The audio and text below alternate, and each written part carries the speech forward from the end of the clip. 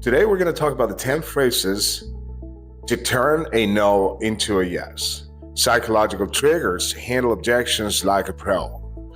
Every no is just a misunderstood yes. In sales, your words create the reality of the call.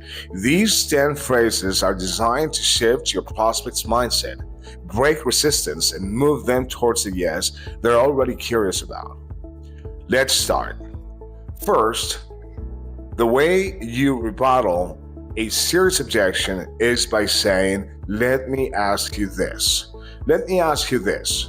You turn the question they're proposing onto themselves. Use when a prospect is hesitant or vague. For example, I totally get that. Let me ask you this. What do you think successful people who were in your position did when they had to face the same question? That's going to make him think and rely on their own perspective to be able to give you an answer. Number 2, that is exactly why you need to take action now. You don't disagree with them necessarily. You agree with them, but then you flip the proposition against them. For instance, flip their objection and use it as the reason they should buy. For example, I get that money is tight right now. And if you keep prioritizing fear, money will always be tight. Number 3, if nothing changes, what does life look like 6 months from now? Insert urgency with future pacing. For example, you can wait for sure, but let's be real. If nothing changes, what's life going to look like in 6 months from now? Make him realistically think of their situation versus where they're going to be in the future. Make them have the feeling and that sensation of uncertainty and urgency for why they need to invest in whatever it is that you are offering. Number 4, what's holding you back from changing your situation? Challenge hesitation without pressure. For example, you told me you want to make $20,000 a month. You've been thinking about this for the past 3 years.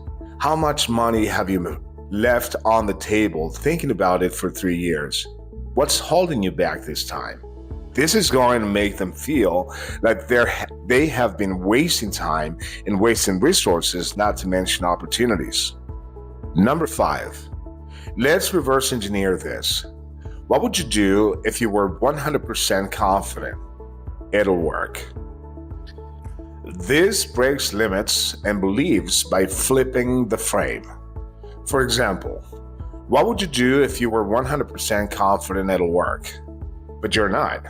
Just like you didn't know if your marriage was going to work. You took your chances because you love that person. See, the magic of diving into something risky is wanting success more than feeling afraid.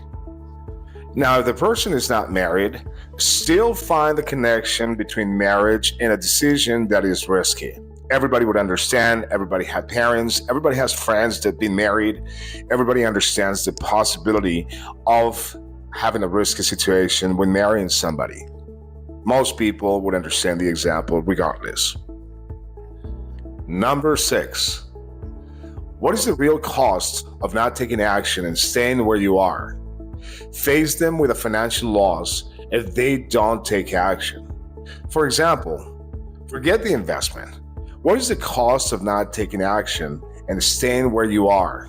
How much is it going to cost you taking action versus how much is it going to be once they hand you the bill for not trying?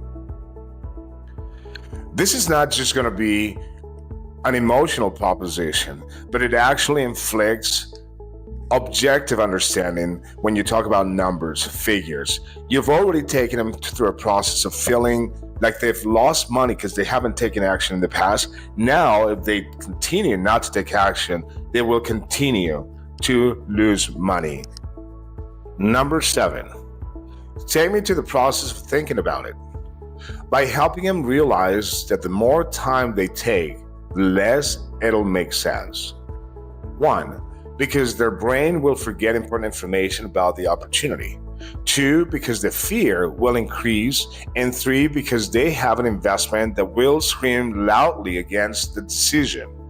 This will take them into a realistic scenario of how they will not stay true to their promise of thinking about it, and also will give them factual information on how thinking about it takes away motivation to execute and the reason they will never change their lives, because thinking about it is just a pretty proposition to get away with more of the same.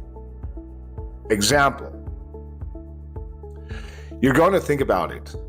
Most people go back after this conversation and only think of the investment, forget most of the information they just learned, because the brain will lose 80% of all information after 20 minutes. They're afraid because that's how they live, in fear. And then they think of the investment and it becomes an easy decision. They don't even give this a serious thought. Take me to the process of thinking about it.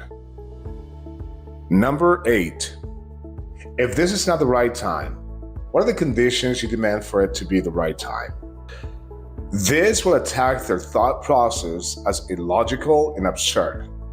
Example: you're broke, but you're not defeated. The more you wait, the tougher your life will get. If this is not the right time, what are the conditions you demand for it to be the right time? One of the most effective ways to challenge someone's perspective, if you're trying to help them, is with logic. No one can antagonize when you have logic in front of you. It's simple, it's basic, and it doesn't take a lot of energy to understand that logic is the only way to go. Number 9, if this really was your breakthrough moment, would you recognize it? It creates doubt about their doubt and invites emotional commitment. For example, if this really was your breakthrough moment, would you recognize it?